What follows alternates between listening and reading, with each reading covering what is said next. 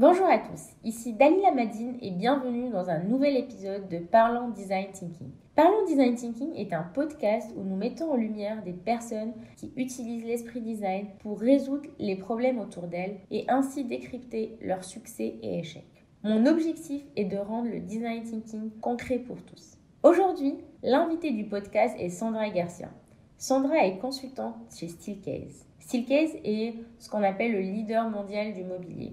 Il faut savoir que Steelcase a été une des premières boîtes à investir dans IDEO. Et pour ceux qui ne connaissent pas IDEO est l'agence qui a démocratisé le design thinking. Et jusqu'à maintenant, Tim Brown fait encore partie du board de Steelcase. Sandra va nous expliquer comment elle va au-delà du mobilier pour créer et développer des expériences de travail basées sur les besoins de ses clients. Et bien sûr, tout en utilisant le design thinking. Elle va aussi nous donner des exemples de projets concrets, mais surtout passionnants.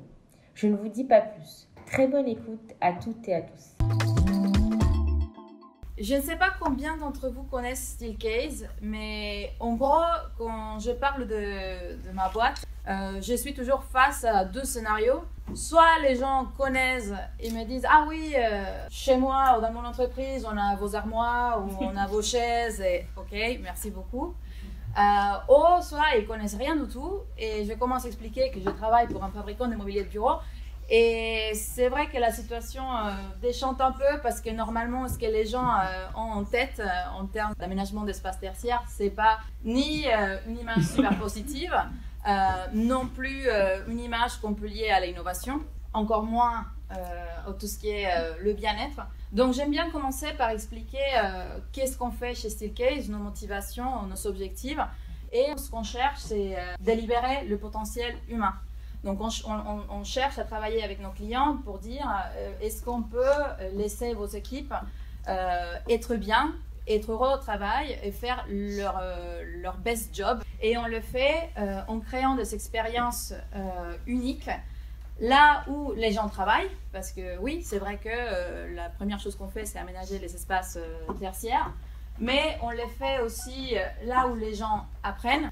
Et finalement, on aime bien dire là où le travail se passe, en fait. Parce qu'on voit aujourd'hui une tendance où les gens essayent d'y aller de plus en plus à ce qu'on appelle les tiers-lieux, que ce soit des coworking, que ce soit des cafés, etc.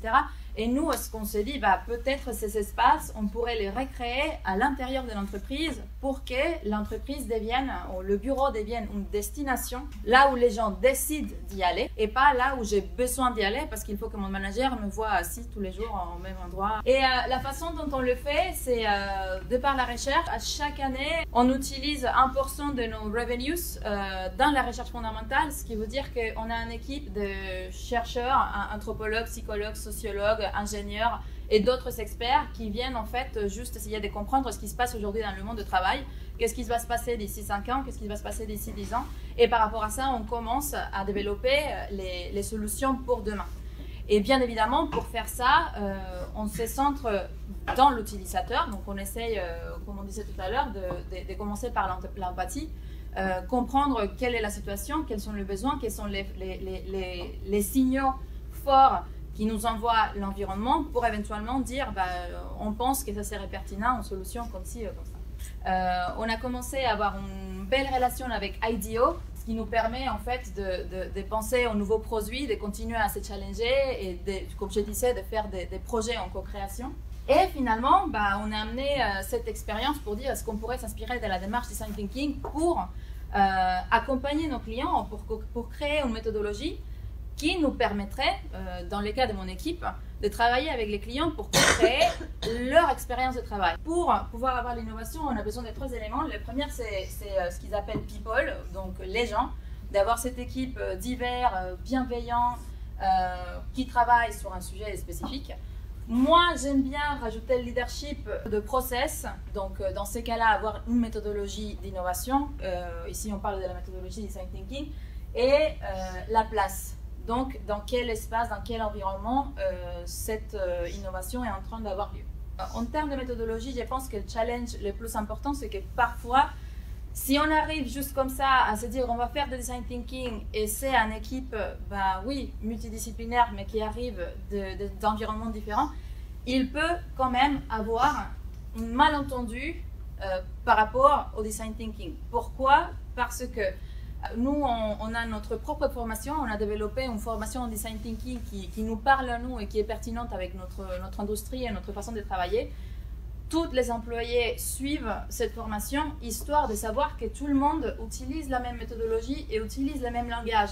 On essaye quand même d'avoir tout le monde dans la même longueur d'onde, qu'ils connaissent ou pas déjà la méthodologie. Il y a 2 ans, ça je pense que c'est les plus gros investissements qu'on a fait par rapport à ces sujets-là, à ce sujet de l'innovation et à ce sujet de rester pertinent, rester à la pointe, innover plus rapidement, attirer les bons talents, retenir les beaux talents. On a ouvert notre centre d'apprentissage et d'innovation à Munich qui cherchait à insuffler cette nouvelle culture de l'apprentissage, cette nouvelle culture autour de l'innovation et autour de leadership aussi.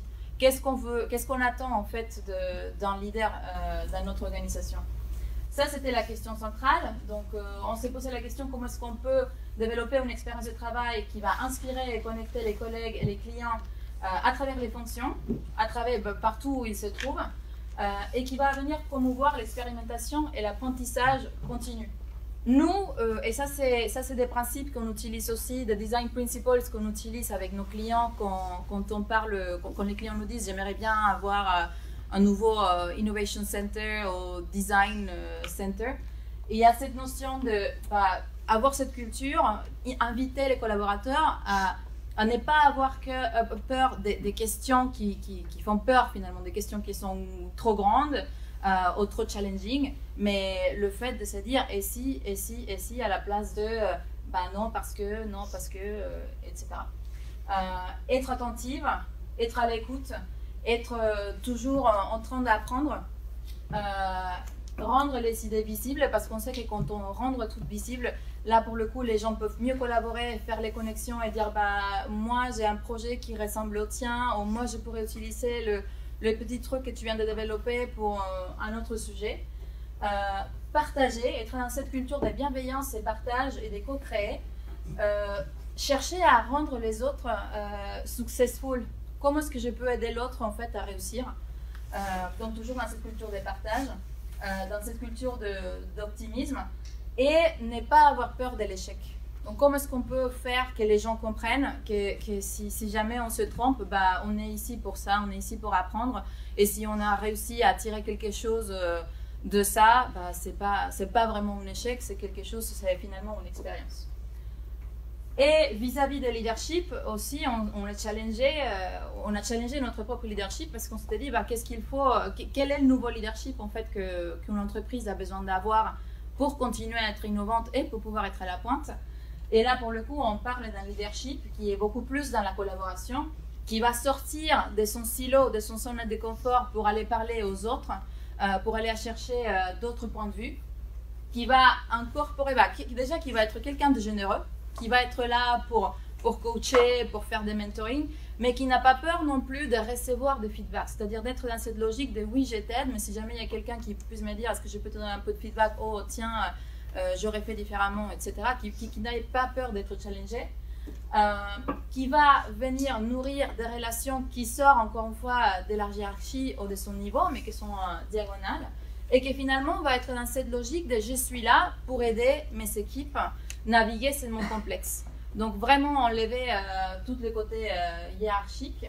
Donc étant donné qu'on sait que les gens, de plus en plus, les jeunes, ils sont hyper à l'aise avec le fait juste de changer de travail très facilement toutes les X années. Donc ça c'est la première. Et que de plus en plus, on a besoin d'avoir le bon talent.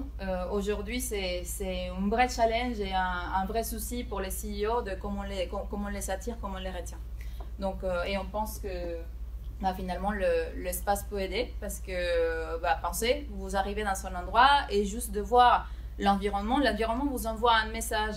C'est le non-verbal language si vous voulez. Vous savez comment vous comportez si vous rentrez dans une église, comment vous comportez si vous rentrez dans un stade, si vous allez à Disneyland. Donc en fait c'est un peu la même chose. L'espace va nous donner des signes ou des signaux sur qu'est-ce qu'on attend de nous ici. Et finalement, si on arrive à faire l'espace d'une certaine façon où on va encourager certains comportements et on fait que les gens les répètent, ça va devenir la culture de l'entreprise à la fin.